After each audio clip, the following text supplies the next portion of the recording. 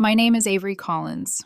I'm 34 and I'm a structural engineer. I design buildings for a living, structures that look beautiful from the outside but only survive because the inside is honest. Load-bearing beams where they need to be, stress distributed properly, no shortcuts hidden behind drywall. And for the last 6 months, I've been watching the same kind of failure spread through my relationship. Not loudly, not dramatically, quietly. Like a hairline crack crawling across a foundation while everyone keeps hosting dinner parties above it. Jensen Cole, my fiancé, was the kind of man people loved within 10 minutes of meeting him. Warm smile, easy laugh, the kind of charm that made strangers lean in like he was sunlight. He was also the kind of man who could look you directly in the eye and say, "You're imagining it." We'd been together 2 years, engaged for 6 months. And the biggest crack, the one that kept widening no matter how often I tried to seal it, was Lila Grant. His best friend. His sister. That phrase alone should come with a warning label. At first, I played along. I told myself I was mature, secure, not the jealous type. The first year, Lila was background noise. A name on his phone, a funny story, a quick hug when she popped by with coffee. Then we got engaged and something shifted. The sister started acting like she had seniority. Late-night texts, Jensen tilted away from me like they were classified. Work events, where Lila was his +1 because you were busy, Avery. Opinions about our wedding venue, our guest list, even the cake flavor. Lila's preferences floated to the top like they mattered more than mine. And the part that made my stomach do that slow, sour drop, the physical familiarity. Her hand on his arm when she laughed, his palm on the small of her back when he guided her through a crowd. Little touches that could be explained away, if you wanted to explain them away. I didn't argue. I observed. I documented. Because when something is going to collapse, you don't stop it by screaming at the concrete. You stop it by identifying the stress point and deciding whether it's repairable. I was still deciding until last Saturday. Our friends threw a housewarming party. Big crowd, warm lights strung across the patio, music low enough for gossip to thrive. It should have been a perfect night. People we both knew. Drinks flowing. Easy laughter. I was talking to a group near the grill when I saw Jensen across the patio. He'd taken a seat in a big armchair, the kind that swallows you, and a moment later, Lila walked over. There were other chairs, empty ones. She didn't even look at them. She turned and sat directly on his lap. Not a quick perch, not a joking half-sit. A full, comfortable settle, back against his chest like it was her personal throne. Jensen's arms went around her waist automatically, hands resting on her hips with the kind of ownership you don't do by accident. The chatter around me thinned. Not silence, worse. That strained, awkward pause when people pretend they didn't see something they absolutely saw. My friend, Mara, the host, caught my eye from across the yard. Her face went pale, like she wanted to rescue me but didn't know how. And then Lila turned her head and spotted me. She smiled, not apologetic, not embarrassed. A smile with teeth. She raised her voice so everyone could hear. "See, Jensen?" she said brightly, patting his chest like she belonged there. "More comfortable than sitting with your fiancé." A few people laughed. Those shocked, confused laughs that sound like someone choking. Jensen didn't stop her. He didn't move her. He didn't even look guilty. He smirked, like he was enjoying the show. And in that moment, something inside me made a sound I'll never forget. Not a heartbreak sound. A click. The final data point. Structural failure confirmed. I didn't cry. I didn't yell. I didn't storm over and make a scene. I smiled back at them. Empty, calm, almost polite. I raised my drink slightly. "Whatever makes you comfortable," I said. My voice didn't shake. Then I turned back to my conversation like I hadn't just watched my engagement get executed in public. But inside, the demolition sequence had already started. For the rest of the night, I played the role of Avery Collins, normal fiancé. I laughed at jokes. I nodded at stories. I refilled my cup. Meanwhile, my brain ran like a checklist. On the drive home, Jensen was giddy, buzzing with attention like a man who'd gotten away with something. He talked about the party like it was a success. "Did you see how everyone loved the house?" he said, glancing at me. "Mara really nailed it." I stared out the window at the streetlights sliding past like a slow heartbeat. "Yeah," I said softly. "She did." We got home just after 1 in the morning. Jensen yawned dramatically, rubbing his eyes like he was exhausted from being adored. He leaned in and kissed my cheek. "Don't stay up too late working," he murmured, already halfway to the bedroom. I watched him disappear down the hall. "I won't," I replied. I waited until I heard the bedroom door click shut. Then I walked into my office and began the demolition. I wasn't working. I was ending us. First, I secured the perimeter. I logged into our apartment building's resident portal and deactivated Jensen's key fob. Then I changed the code on the smart lock. The physical structure was mine alone now. Next, the financial lifelines. We had a joint account, mostly my money. That wasn't arrogance, that was math. I made more, contributed more, and for 2 years I'd convinced myself it was building a future. I transferred my contributions into my personal account, leaving only what I could prove was his. Down to the exact dollar. Then I opened my credit card account. Jensen was an authorized user. I scanned the recent charges. Brunch with friends. A work jacket that still had the tag in the closet. A spa day he'd said was for stress.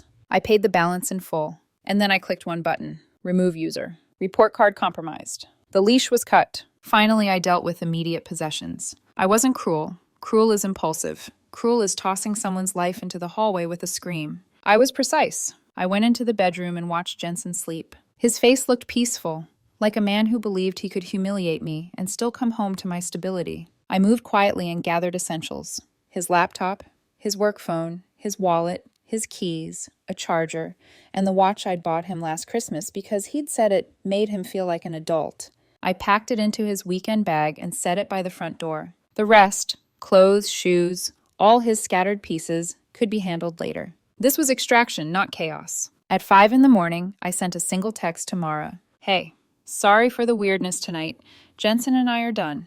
If stories start flying, the truth is he made his choice in front of everyone. Then I put my phone on airplane mode and went for a run as the sun came up. When I got back, the apartment was quiet in a way that felt like clean air after smoke. I made coffee. I sat at the kitchen table. I waited. Around 10, Jensen finally emerged, hair messy, eyes half open. He stopped when he saw me sitting there. Something flickered across his face, uncertainty, maybe.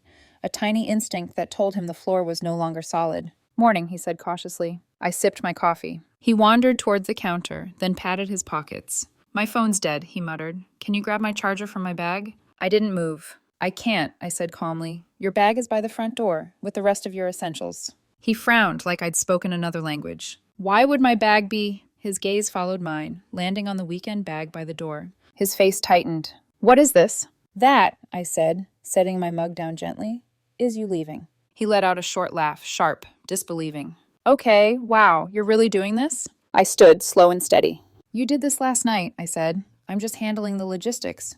His smile faltered. Avery, it was a joke. I didn't blink. You sat there while another woman sat on your lap in front of our friends, I said.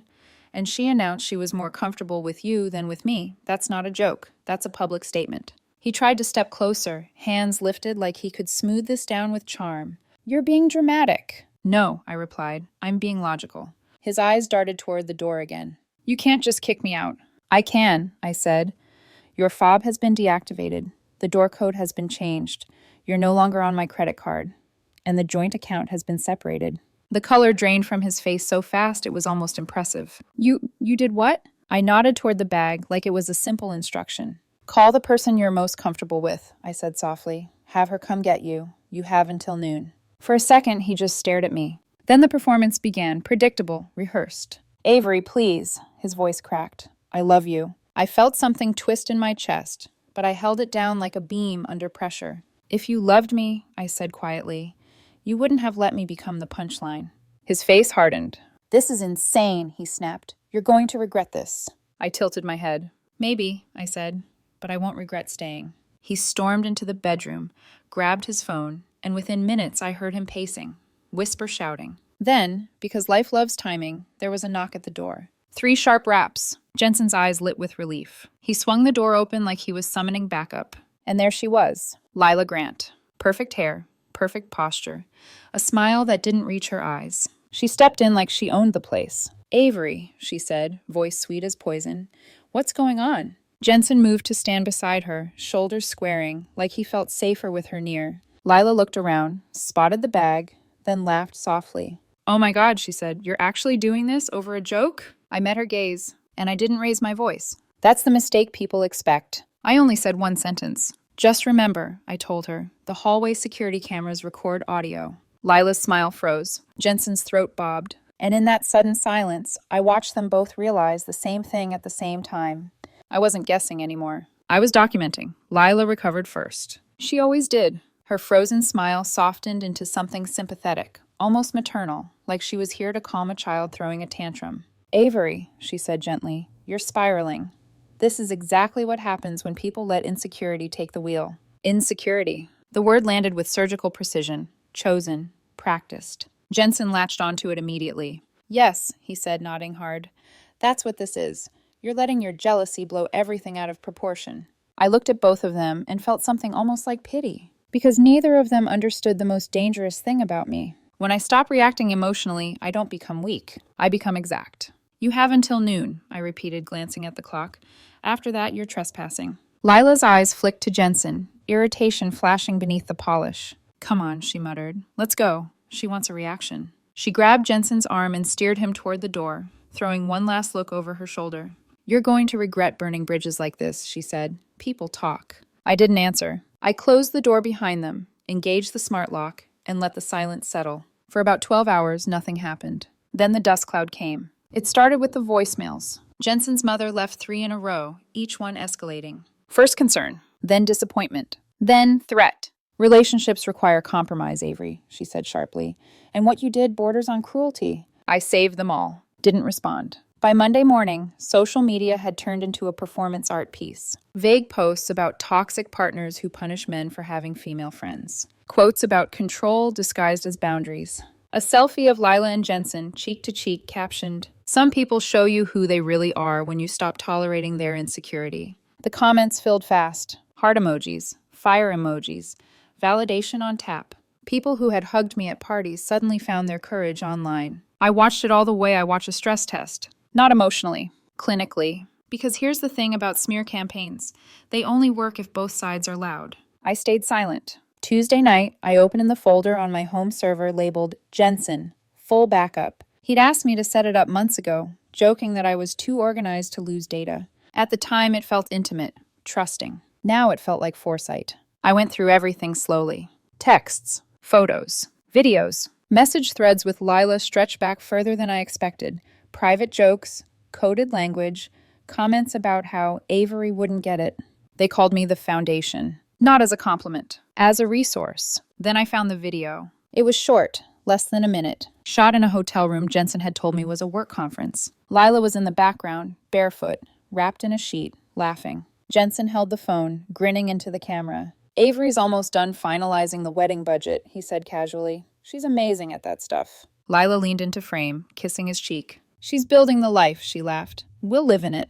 They both laughed, like it was clever, like it was harmless. I sat there for a long time after the video ended. Not shaking, not crying, just very, very still. By Wednesday evening, I edited the video down to 30 seconds. No commentary, no manipulation, just truth. Then I wrote 2 emails. The first went to Jensen's HR department. Subject: concern regarding ethical conduct. Short, professional, neutral. I believe the attached video recorded by your employee raises concerns about judgment, integrity, and misuse of personal relationships that may impact professional responsibility. The second email was harder. It went to Evan Hale, Lila's fiancé. I didn't know him personally, but I knew enough. Well-connected, family money, reputation sensitive. The email had one sentence. I'm sorry to be the one to show you this. You deserve the truth. I attached the same video. My finger hovered over the mouse for exactly 3 seconds. Then I clicked send. The response was immediate. Not from Evan. From an unknown number. My phone buzzed once. Then again. I stared at the screen until it went quiet. By Thursday morning, the explosion had begun. Jensen showed up at my door, unannounced, furious, eyes red like he hadn't slept. I didn't open it. I spoke through the door. You sent that video, he shouted. You crossed a line. You recorded it, I replied evenly. You crossed it first. His voice dropped, dangerous now. You think you're smart? He hissed. You think this won't come back on you? I leaned against the door, heart steady. Every voicemail you've left is saved, I said. Every threat, every message. Choose your next words carefully. Silence, then footsteps retreating. That afternoon, Evan called me. His voice was calm, too calm. Thank you, he said simply. I wish I'd known sooner. I hung up and sat in my empty apartment, staring at the wall where Jensen's jacket used to hang. I expected satisfaction. What I felt instead was something quieter. Relief. Because the truth was no longer mine alone to carry. And somewhere out there, structures were already cracking under the weight of what they'd built on lies. By Friday, everyone knew. Not the full truth. Truth never travels clean, but enough of it to shift the ground under their feet. Jensen was suspended pending an internal review. Not fired, Not yet. Just removed from anything that involved clients, trust, or decision-making power. He called me 14 times in one night. I didn't answer once. Lila, on the other hand, went nuclear. She didn't try to sound reasonable anymore. The softness vanished. The polish cracked. Her messages came in waves. Rage, denial, accusation, then desperation. You ruined my life. You're obsessed with me. You violated our privacy. You had no right. I saved everything. Because here's the thing, they never understand. When you've already lost someone's love, the only leverage left is fear. And fear is noisy. Saturday morning, my lawyer called. Not because I was in trouble, because Jensen had hired one. He was threatening legal action, privacy violation, emotional distress, defamation. I almost laughed. Almost. Instead, I sent my lawyer the timestamps, the metadata, the consent trail Jensen had signed. When he asked me to back up his phone. By noon, the threats went quiet. That's when Jensen escalated. He didn't call. He showed up. Again. This time, he waited outside the building like a ghost that hadn't gotten the message. When I left to get coffee, he stepped into my path. He looked smaller than I remembered. Not physically. Internally. We need to talk, he said, voice low, urgent. You didn't have to do this. I stopped, keeping a full arm's length between us. You did this, I replied. I just stopped protecting you from the consequences. His jaw tightened. Lila lost everything, he snapped. Evan called off the engagement. Her parents know. People are talking. I met his eyes. So are they at your office? That hit. His shoulders sagged for half a second before anger rushed back in to fill the gap. You think you've won? He said bitterly. You think this makes you better? I shook my head. No, I said, it makes me done. He laughed then, sharp and humorless. You're cold, he said. You always were. This is why I needed someone who understood me. And there it was. The revisionist history. The story where he was the misunderstood victim and I was the villain who forced him into betrayal. I stepped closer just enough for him to hear me clearly. You didn't need Lila, I said. You needed permission to disrespect me. She just gave it to you. His eyes flickered. Fear, finally. If you release anything else, he warned, voice dropping, I'll make sure people know what kind of person you really are. I smiled. Not kindly. Be careful, I said. You're very close to making a threat on camera. He froze. Looked up. Saw the security dome above the building entrance. For the first time since the party, Jensen looked uncertain. He stepped back. I walked past him without another word. That night I didn't sleep. Not because I was afraid of him, but because my body was finally catching up to what my mind had already processed. The grief arrived late. It came quietly, like a wave that doesn't crash, but still pulls you under. I cried for the version of myself who believed loyalty was mutual. For the future I'd drawn in clean lines, only to realize I'd been the only one holding the ruler. Sunday morning, an email landed in my inbox. From a name I didn't expect. Sabrina Knox, Jensen's ex-girlfriend. The subject line read, I think we should talk. I stared at it for a long moment before opening it. Her message was short, direct. I heard what happened. I'm not reaching out to comfort you. I'm reaching out because I recognize his pattern, and you should know something before he spins another version of the story. We met that afternoon at a quiet cafe. Sabrina was nothing like the caricature Jensen had painted. Not bitter, not dramatic, just alert. She studied me, the way people do when they're deciding whether you're safe. He did the same thing to me, she said calmly. Different details, same structure. She told me about the slow erosion, the way Jensen made her question her instincts while positioning himself as the reasonable one, how he leaned on her stability while telling her she was too intense. Then she dropped the final piece. Lila isn't the first best friend, she said. She's just the one you caught. The room felt suddenly smaller. How many? I asked. Sabrina exhaled. Enough that when I saw her name, I knew exactly how this would end. I sat back, the last illusion dissolving. This wasn't a mistake. It was a system, a cycle, and I had stepped out of it before it finished consuming me. As we stood to leave, Sabrina hesitated. For what it's worth, she said, you didn't ruin him. I nodded. I know, I replied. I just stopped carrying him. Outside, the air felt different, lighter, but somewhere beneath that relief, I knew something else was coming. Jensen wasn't finished trying to rewrite the ending, and people like him never walk away without one last attempt to regain control. Jensen didn't come back loud. That was the mistake I almost didn't see coming. After his public anger failed, after the threats stalled, and the smear campaign lost oxygen, he pivoted. He went quiet. No calls, no texts, no posts. People mistake silence for surrender. Engineers know better. Silence usually means pressure is being redistributed somewhere else. 3 days later, my lawyer forwarded me an email. Subject, Request for supervised property retrieval. From Jensen Cole's legal counsel. Professional, polite, measured. He wanted to pick up the rest of his belongings. No emotion, no accusations. Just logistics. I agreed under one condition. The pickup would be supervised, time-limited, and documented. 1 hour. Neutral third party present. No private conversations. He agreed immediately. Too immediately. The morning of the pickup, I woke up with a tightness in my chest I hadn't felt since the party. Not fear, anticipation. The kind you get before an inspection you already know will fail. Jensen arrived exactly on time. Not alone. Lila was with him. She stayed a few steps back at first, eyes hidden behind sunglasses, arms folded like she was bracing for impact. Jensen looked different. Softer, quieter.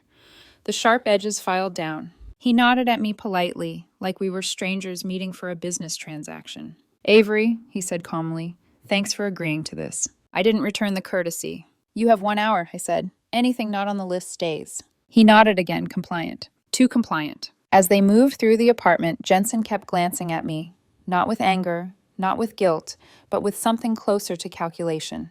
Then he tried. Not loudly, not dramatically, just softly, while the supervisor's attention drifted toward the hallway. "You know," he said quietly, "this didn't have to get this ugly." I didn't answer. "You could have talked to me," he continued. "We could have fixed it." I turned to face him. "Fixed what?" I asked. "Your behavior or your access to my life?" His jaw tightened. Lila scoffed under her breath. That's when she stepped forward. "You're acting like you're the only one who got hurt," she snapped. "Do you have any idea what you've done to us?" U.S. The word hung there, heavy and undeniable. The supervisor glanced over. I smiled, not because it was funny, but because clarity has a way of simplifying everything. "You're right," I said evenly. "I'm not the only one who got hurt." Jensen's eyes flickered. "But I'm the only one who decided to stop absorbing it." That's when Jensen dropped the mask.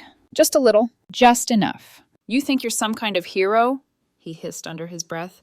"You think people won't see how calculated this was?" I leaned closer, voice steady. "I don't need to be the hero," I said. "I just need to be done." The rest of the hour passed without incident. Boxes carried out. Signatures exchanged. At the door, Jensen hesitated. For a moment, he looked exactly like the man I'd once planned a future with. Then he tried one last angle. "I never meant to hurt you," he said quietly. "You know that, right?" I met his gaze. And for the first time, I let myself say the truth without cushioning it. "Intent doesn't matter when the pattern is the same," I said. "Goodbye, Jensen." He left. Lila followed without looking back. When the door closed, I didn't lock it immediately. I stood there and felt the aftershock. The strange emptiness that comes when a long-held tension finally releases. That night, the grief came back. Not sharp. Heavy. I mourned the woman who believed love meant patience without limits. The woman who thought loyalty was proven by endurance. I cried for her. And then I let her go. 2 days later, I received another message. From Sabrina. "There's one more thing you should know," she wrote. "He's already telling people you were always too strategic, that you planned this." I smiled when I read it, because he was right about one thing. I am strategic, but not in the way he thinks. I didn't plan to destroy him. I planned to survive him. And that was the last variable he never accounted for. The fallout didn't arrive all at once. It never does. It came in quiet updates, muted confirmations, small pieces of news that drifted back to me through people who no longer knew where I stood or whether I cared. Jensen wasn't fired, but he wasn't trusted anymore either. The internal review concluded with words that sound harmless until you understand them. Reassignment, limited scope, no client-facing responsibilities.